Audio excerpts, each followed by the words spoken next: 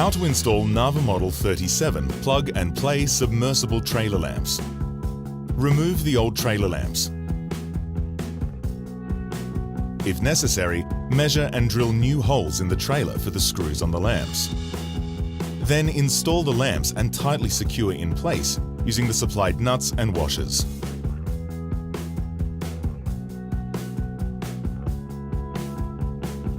Note: one lamp contains the license plate light. This should be mounted 50 mm above the license plate. Remove the old side markers. Fit the new side markers with the amber light facing forward and secure in place.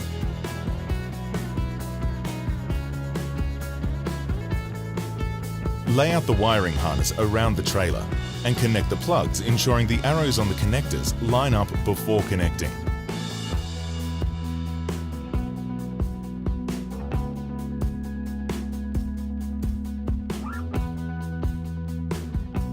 Fit the harness from the back of the trailer to the front. Secure the harness every 300 mm using clips or cable ties. Any excess cable should be bundled together and secured with cable ties. Insert the trailer's plug into the vehicle's socket, and finally check to ensure all lights are functioning correctly.